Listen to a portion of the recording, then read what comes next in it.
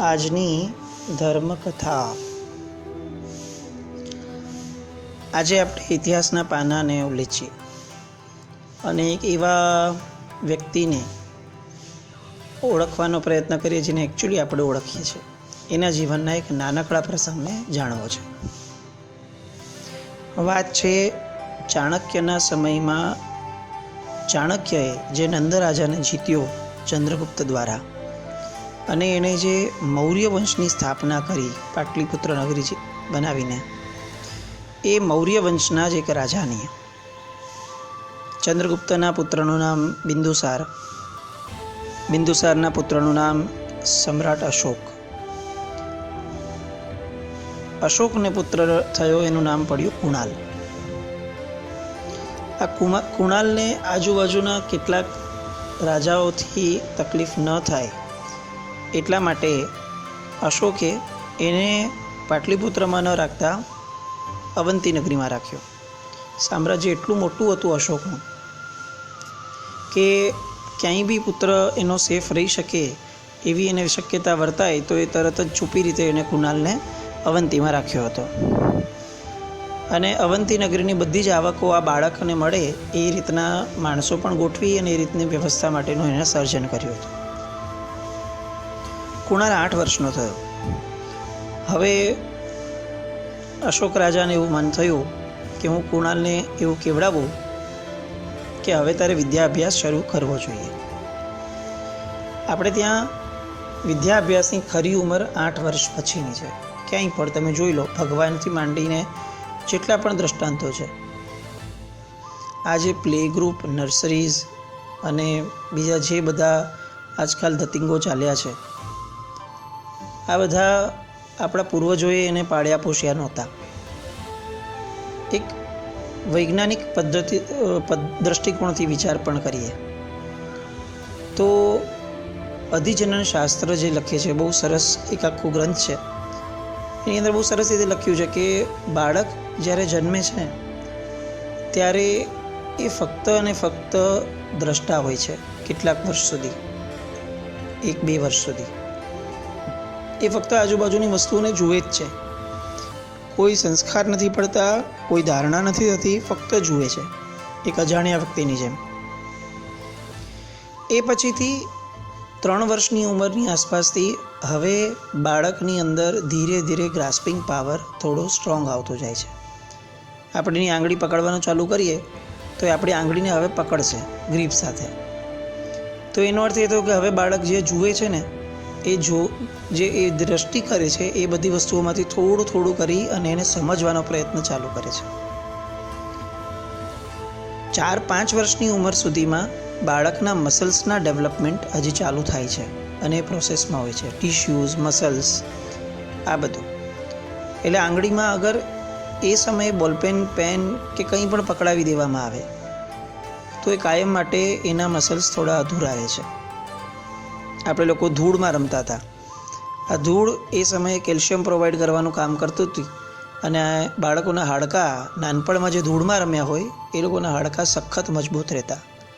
આજે આ સિમેન્ટ કોન્ક્રીટના જંગલમાં આપણે એ બેનિફિટ ગુમાવ્યો. 7 વર્ષ 8 વર્ષની ઉંમર સુધી અગર બાળકના મગજ ઉપર કોઈ પણ વસ્તુને ભણવાનો આગ્રહ કરી અને એને ફોકસ સાથે જો શીખવાડવામાં આવે તો એના મગજનો એક ભાગ હંમેશ માટે એ નબળો રહે છે કે બાળક ક્યારે પણ વિચારશીલ નહીં બની શકે. કેમ? કારણ કે એની જિજ્ઞાસા વૃત્તિ એ એટલી જ હોય કે જેટલી એને જાણવાની ઈચ્છા, ચંચળતા છે એ ઉંમરમાં. એટલે એને ચંચળતા રાખવા માટેની આ બાયોલોજિકલ એજમાં ચંચળતા કઢાવડાવી અને ભણવાનું બર્ડન મૂકવું સિન્સિયરિટી સાથે, એ એના મગજ પરનો અત્યાચાર છે. અને એ અત્યાચારના કારણે મગજ પણ સામે જવાબ આપે છે કે હવે એ જીવન આખામાં ક્યારે પણ વિચારશીલ બનીને ચાલવાનો પ્રયત્ન નહીં કરે. એ ગાડરિયા પ્રવાહમાં ચાલશે અથવા વિચિત્ર રીતે ચાલશે, પણ ગંભીરતાપૂર્વક વિચારણા અને વિચારશીલ બનીને જીવન જીવવાની વાત આ 8 વર્ષ પહેલાં જે લોકોને ભણવાનું પ્રેશર મુકાયું છે એ લોકો માટે નથી. RSSની કેટલીક વિદ્યાશાળાઓને બધું સરસ ચાલતું હોય છે. એ લોકો બહુ સરસ રીતે કહે છે કે 5 વર્ષ પછી અમે ભણાવવાનું ચાલુ કરીએ, પણ બાળકોને ફક્ત બતાવવાનું 8 વર્ષ સુધી બતાવવાનું. એટલે એ પણ એની ઈચ્છા મુજબ. એને અત્યારે ઈચ્છા થઈ કે મારે જોવું છે તો જુએ, 2 મિનિટ પછી રમવાનું મન થઈ ગયું તો રમવા વહે જાય. કારણ કે આ રમતો જ એના જ્ઞાનનો સોર્સ છે 8 વર્ષ સુધી. પરિવારમાં જોયેલી ઘટનાઓ જ એના સંસ્કારોનો સોર્સ છે. આવી બધી વાતો હવે તો ક્યાં કેટલી એપ્લિકેબલ થશે ખબર નથી. કુણાલ 8 વર્ષનો થયો. વિદ્યાભ્યાસ કરવા માટે એને આગ્રહ કરવા માટે એક લેટર લખ્યો, પત્ર લખ્યો. એમાં એમણે લખ્યું કે કુમાર કુણાલ ત્વયા અધિતવ્યમિતિ મદાજ્ઞા અચિરેણ ત્વયા વિધેયા. એટલે કે હે કુણાલ કુમાર, તારે હવે અભ્યાસ કરવો જોઈએ એવી આ મારી આજ્ઞા તું શીઘ્ર અમલમાં મૂક. પત્ર લખી બંધ કરી અને મોકલવાના હતા ત્યાં કંઈક કામ આવી ગયું એટલે એણે પત્રને સિંહાસન પર રાખી મૂક્યો. એ જ રૂમની અંદર અંધ માતા, એમની ઓરમાન માતા એ ત્યાંથી પસાર થતી હતી અને એણે જોયું. એને તો આમ પણ ઈર્ષ્યા હતી કે મારો પુત્ર ન બને, આમનો પુત્ર કેમ બને સિંહાસન પર રાજા. એટલે એણે એ સમયે સ્માર્ટનેસ વાપરી અને અધિતવ્યમિતિ જે શબ્દ લખ્યો હતો એની જગ્યાએ એણે અંધિતવ્યમ કરી દીધું. ઉપર ખાલી એક નાનકડું ટપકું કરી દીધું. પણ આ ટપકાના કારણે અર્થનો અનર્થ થઈ ગયો. હવે અર્થ એવો થઈ ગયો કે હું એવું ઈચ્છું છું કે તમે અંધ બની જાઓ અને પછી વિદ્યાભ્યાસ કરો. શબ્દોની જોડણીઓ, અનુસ્વારો, આ બધાનું મહત્ત્વ આજે આપણે સમજી નથી શકતા. સૂત્ર પણ ગપાગપ ભણતા જઈએ, ગપાગપ બોલતા જઈએ. સવ્વ અને સવ્વ એના ભેદ પણ ન સમજીએ. આવા કેટલાય ભોપાળાઓ આપણે વાળતા હોઈએ છીએ. ત્યારે આ એક્ઝામ્પલ આપણી સામે લેન્ડમાર્ક છે કે ખાલી એક ટપકાએ આ કુણાલની જિંદગીને આખી બદલાવી દીધી. કુણાલને આ લેટર મળે છે અને આ તો આજ્ઞાપાલક દીકરાઓ બધા, આર્ય સંસ્કૃતિ છે એટલે કોઈ ફરીથી પૂછો, વોટ્સએપ તો છે નહીં કે લેટરને વોટ્સએપ કરીને પૂછે કે ભાઈ આ ડોટ છે કે નહીં. અને આવો વિકલ્પ પણ નથી. અને તરત જ વિચારે છે કે મારા કુળમાં કોઈએ પણ પિતાની આજ્ઞાને ઠુકરાવી નથી તો મારાથી કેવી રીતે થાય. 8 વર્ષનો છોકરો લોઢાના સળિયા લઈ તપાવી અને પોતે જ પોતાની આંખમાં નાખીને અંધ બની જાય છે પિતાની આજ્ઞા માનવા માટે. દુઃખનો પાર નથી. આ બાજુ અશોકને ખ્યાલ આવ્યો. અશોક તો રઘવાયો થઈ ગયો કે આવું કેવી રીતે થયું, મારાથી આવી કેવી રીતે ભૂલ કેવી રીતે થઈ ગઈ. અને એણે તરત ચેક કર્યું તો ચેક કરતાં ખબર પડી કે આ તો બધું આ રાણીનું કામ હતું. અને રાણીને એણે રાજમહેલમાંથી કાઢી મૂકી. પણ હવે કુમાર માટેની બધી જ વ્યવસ્થા કરવા માટે એણે પ્રયત્નો ચાલુ કર્યા. એને અવંતીની બધી આવક કુમારના નામે કરી દીધી. કુમાર યુવાન થયા તો સરજશ્રી નામની એક સુંદર અને ગુણિયલ કન્યા સાથે એના લગ્ન કર્યા. આવી રીતે એ અવંતીમાં જીવે છે. અને આ બાજુ સમ્રાટ અશોક એ અહીંયા જ પાટલીપુત્રમાં પોતાનું રાજ્ય પસાર કરે છે. મળવાનું થતું જ નથી કારણ કે રાજ્યની વ્યસ્તતા એટલી બધી છે. હવે કુણાલને દીકરો થાય છે અને એને હવે વિચાર આવે છે કે મને તો રાજ્ય ન મળ્યું, પણ મને જે થયું એ મારા દીકરા સાથે ન થવું જોઈએ. પણ હવે એ પોતાના પિતા સુધી પહોંચાડવું કેવી રીતે? તો એને સ્માર્ટનેસ વાપરી. પોતે ગીત સંગીતમાં બહુ જ નિષ્ણાત થઈ ગયો હતો એટલે હવે એણે પોતાના એક માણસો સાથે પાટલીપુત્ર જઈ અને ત્યાં એક કાર્યક્રમ, મોટો જલસો કરવાનો એણે કેવડાવ્યો નામ આપ્યા વગર. અને ગાંધર્વ કળાના કુશળ ગાયક એ અહીંયા હવે આવવાના છે. આવું બધે જાહેરાતો થઈ. સમ્રાટ અશોકને પણ આમંત્રણ અપાયું અને અશોક પણ સંગીત સભામાં પધાર્યા. કુણાલે એના બધા માણસોને કહી દીધું હતું કે ઝીણા પડદા જેવો એક રાખજો જેમાં હું વગાડીશ. ધીમે ધીમે એણે સંગીત શરૂ કર્યું. સ્વર ઘૂંટાવા લાગ્યા અને એકદમ દિવ્ય વાતાવરણ થવા લાગ્યું. રાગ રાગિણીનો એટલું જબરદસ્ત જલસો પડ્યો કે લોકો ડોલવા લાગ્યા. અને પ્રસન્નતા સાથે રાજાએ કીધું, વાહ વાહ ગાયક, તમારું સંગીત તો જોરદાર છે. બોલો તમારે શું જોઈએ છે? તમે જે માંગો તે આપવાની મારી તૈયારી છે. અને કુણાલે કહ્યું કે હું ચંદ્રગુપ્તનો પ્રપૌત્ર, બિંદુસારનો પૌત્ર અને સમ્રાટ અશોકનો પુત્ર, અંધપુત્ર કાકીણી માંગુ છું. ત્યારે સમ્રાટ એકદમ ચોંકી ગયા અને પૂછ્યું કે તમારું નામ શું છે? તો કે હું કુણાલ નામનો તમારો જ દીકરો છું, અને આ તમારા આજ્ઞાપત્રથી જે આંધળો થયો હતો એ પછીથી મારા પુત્રને આવું ન થાય એટલા માટે કાકીણી એટલે કે રાજ્ય માગું છું. અને આ સાંભળીને રાજા એને પૂછ્યું કે શું વાત કરે છે, તારે છે કે અહીંયા આવું પડ્યું, પુત્ર થયો તને, શું નામ રાખ્યું છે? અને એ સમયે કુણાલે કીધું કે ભાઈ હમણાં જ પુત્ર થયો છે, તો એનું નામ હમણાં એટલે કે સંપ્રતિ રાખું છું. આ સંપ્રતિ પ્રિયદર્શન નામનો જે પુત્ર થયો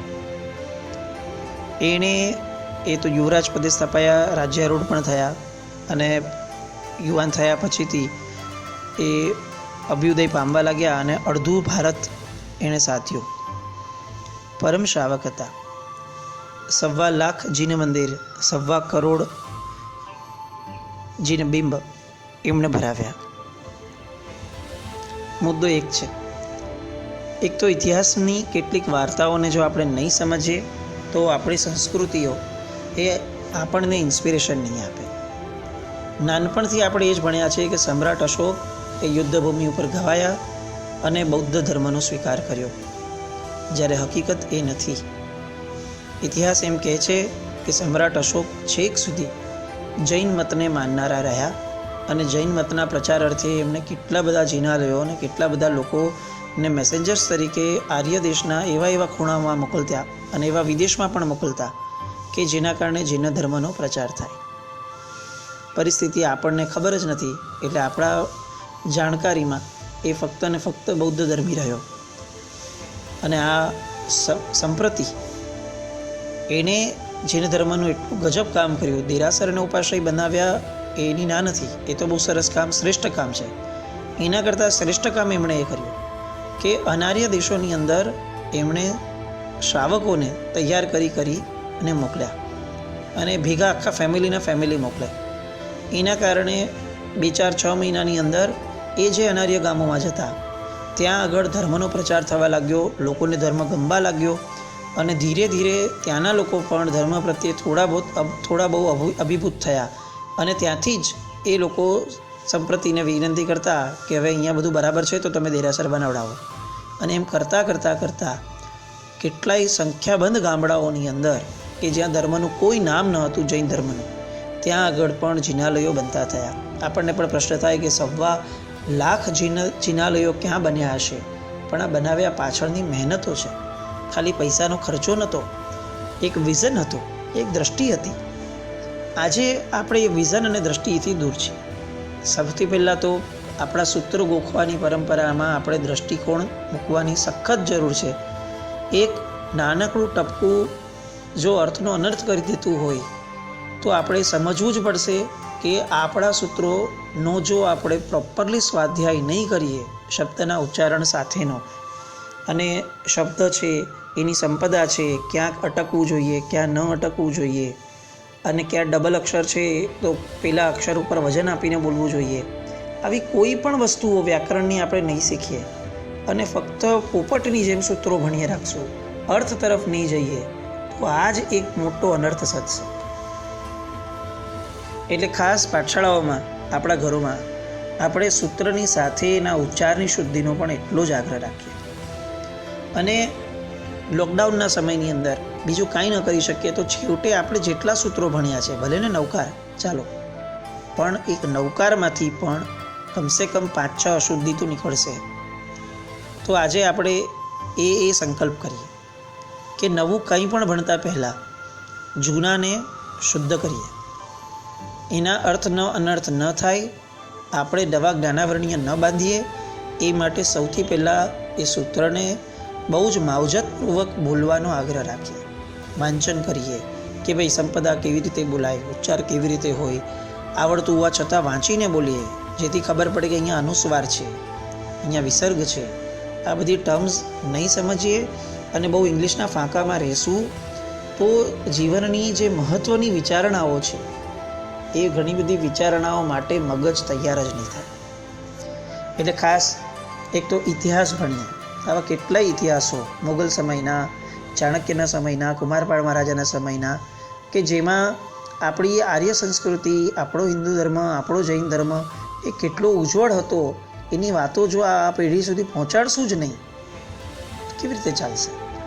અમે હમણાં કલા સંસ્કાર વાટિકામાં 1 મહિના સુધી આખો મોગલ ઇતિહાસ સમજાવેલો કે જેનાથી બાળકો સુધી વાત પહોંચે કે આપણા પૂર્વજોએ કેટલી જબરદસ્ત કુરબાનીઓ આપી, કેટલી જબરદસ્ત યુદ્ધની કળાઓને ખીલવી અને આપણા સુધી આ આર્ય દેશને, આ ધર્મને, આર્ય ધર્મને આપણા સુધી ટકાવ્યો છે. નહીં તો આપણે ક્યારના અનાર્ય થઈ ગયા હોત. પણ આ વાતો ખબર હશે તો એ આર્ય બનવા માટે જિંદગીભર માટે કટિબદ્ધ રહેશે. તો આવી કંઈક ઇતિહાસોની વાતો આપણે બાળકો સુધી પણ પહોંચાડીએ. આપણે પોતે ભણીએ લોકડાઉનને, અથવા એની પછીથી પણ આપણે એ વસ્તુમાં પ્રયત્નશીલ બની